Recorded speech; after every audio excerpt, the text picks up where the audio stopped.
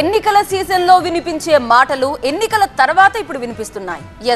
నాయకుల మాటలు మంటలు పుట్టిస్తున్నాయి. వివాదాస్పద వ్యాఖ్యలు రోడ్ల మీద ప్రదర్శనల వరకు కోర్టుల కేసుల వరకు వెళ్లిపోతున్నాయి.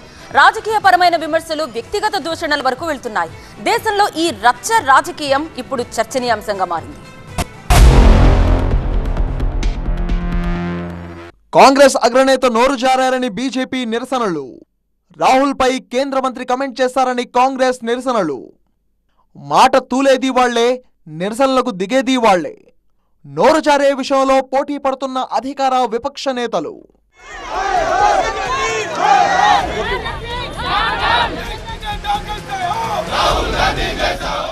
ఇటీవలే అమెరికా పర్యటనకు వెళ్లిన కాంగ్రెస్ అగ్రనేత రాహుల్ గాంధీ రిజర్వేషన్లపై అనుచిత వ్యాఖ్యలు చేశారని బీజేపీ ఫైర్ అయ్యింది.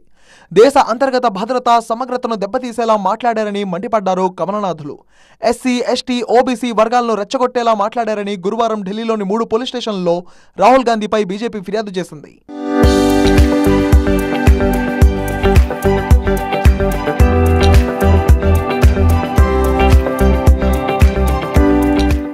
పంజాబీబాగ్, Tilak Nagar, parliament street police స్టేషన్లో కంప్లైంట్ ఇచ్చారు. పలు రాష్ట్రాల్లో నిరసనలకు దిగారు. రాహుల్ గాంధీకి కౌంటర్ ఇస్తూ కేంద్ర మంత్రి రవనీత్ సింగ్ బిట్టు కూడా తన నోటికి పని చెప్పారు. కాంగ్రెస్ అగ్రనేతపై అభ్యంతరకర వ్యాఖ్యలు చేశారు.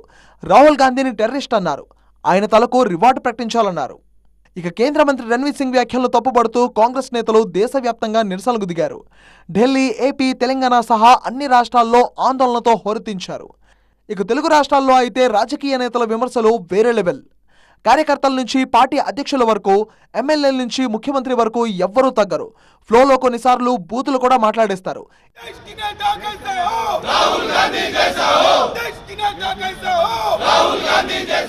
ఇటీవలే MLA Danam Nagender BJP MP Kangana Ranaut పై చేసిన అభ్యంతరకర వ్యాఖ్యలపై మహిళా లోకం భగ్గుమంది.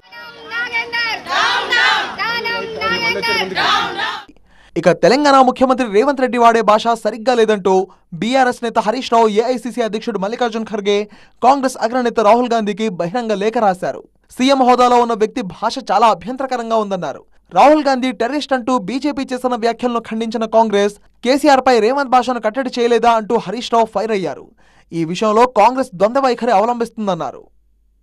గతంలో ఏపీలో వైసీపీ, టీడీపీ నేతల మధ్య మాటల యుద్ధం భరించలేని స్థాయికి వెళ్ళింది.